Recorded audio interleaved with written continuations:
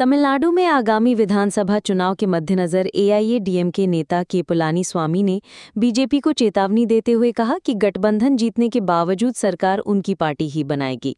उन्होंने सत्ता में साझेदारी की अटकलों को खारिज करते हुए स्पष्ट किया कि एआईएडीएमके अपने दम पर बहुमत हासिल करेगी और मुख्यमंत्री उनका ही होगा। इजरायल ने सीरिया में अब तक का सबसे बड़ा हमला किया, जिसमें दमिश्क में सीरियाई शासन के सैन्य मुख्यालय के प्रवेश द्वार को निशाना बनाया गया।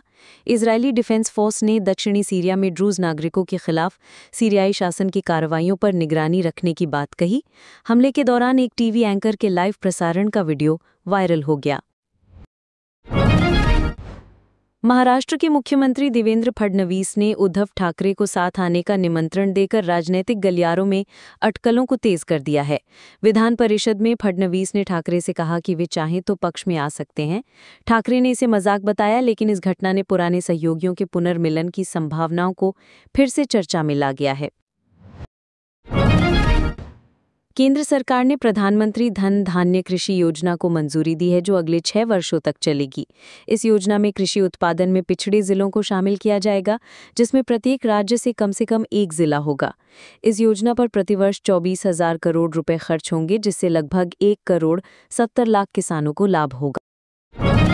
Chief of defence staff general Anil Chauhan ने कहा कि ड्रोन युद्ध में महत्वपूर्ण भूमिका निभा सकते हैं। पाकिस्तान ने ऑपरेशन सिंदूर में ड्रोन का इस्तेमाल किया, जिसका भारतीय सेना ने करारा जवाब दिया।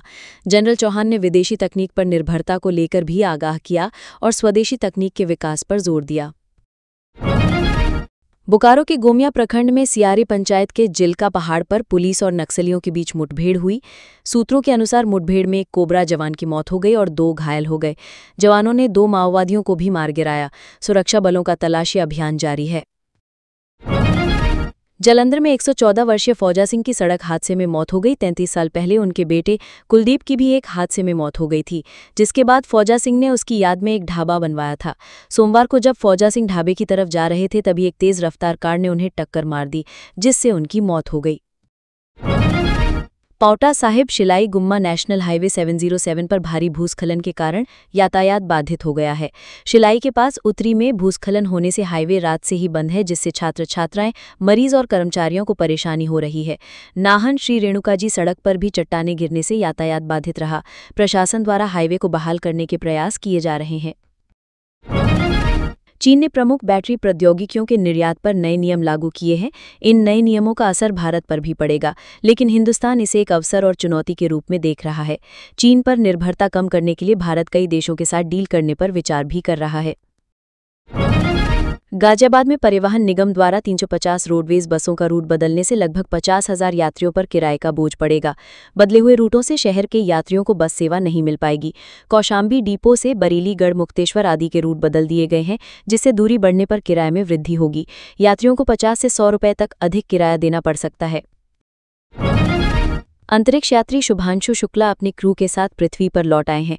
भारत के गगनयान मिशन के लिए यह एक महत्वपूर्ण कदम है, क्योंकि यह भारत का पहला मानव मिशन होगा। पीएम मोदी ने शुभांशु की सफलता को मील का पत्थर बताया। इसरो के निदेशक नीलेश एम देसाई ने कहा कि शुभांशु का अनुभव गगनयान मिशन के लिए महत्वपूर्ण होगा। नाटो के महासचिव मार्क रट ने ब्राजील, चीन और भारत को रूस से व्यापार जारी रखने पर सेकेंडरी सैंक्शंस की चेतावनी दी है। अमेरिकी राष्ट्रपति डोनाल्ड ट्रंप ने यूक्रेन को हथियार देने और रूसी निर्यात खरीदने वालों पर भारी टैरिफ लगाने की धमकी दी है। रट ने इन देशों से पुतिन को शांति वार्ता के लिए मनाने की अपील की, वरना उन्हें खामियाजा भुगतना होगा। मौसम विभाग ने दिल्ली में आज बारिश की आशंका जताई है। अगले 24 घंटे के दौरान हल्की से मध्यम बारिश के साथ कुछ स्थानों पर भारी वर्षा पश्चिम बंगाल, बिहार के कुछ हिस्सों, झारखंड, उत्तर छत्तीसगढ़, मध्य प्रदेश, उत्तर राजस्थान, पंजाब के कुछ हिस्सों, हरियाणा, कोंकण और गोवा तटीय कर्नाटक और केरल में हो सकती है। लखनऊ समेत आसपास के जिलों में हल्की से मध्यम बरसात हो सकती है। सुप्रीम कोर्ट बुधवार को कन्हैयालाल दर्जी हत्याकांड के आरोपी की याचिका पर सुनवाई करेगा। जस्टिस सूर्यकांत और जस्टिस जयमाल्या बागची की पीठ ने मंगलवार को कहा कि Udaipur files, Kanhaiyalal tailor murder की रिलीज पर रोक लगाने के दिल्ली हाईकोर्ट के फैसले की चुनौती देने वाली फिल्म निर्माताओं की याचिका 16 जुलाई को सुनवाई के लिए सूचीबद्ध की गई है। गगनयात्री शुभांशु शुक्ला समेत एक्सियोम 4 मिशन के 4 सदस्य अंतर्राष्ट्रीय अंतरिक्ष स्टेशन से धरती पर लौट आए। शुभांशु की वापसी का गवाह लखनऊ में उनका भावुक परिवार भी बना, जिसने इस खूबसूरत लैंडिंग का लाइव प्रसारण देखा।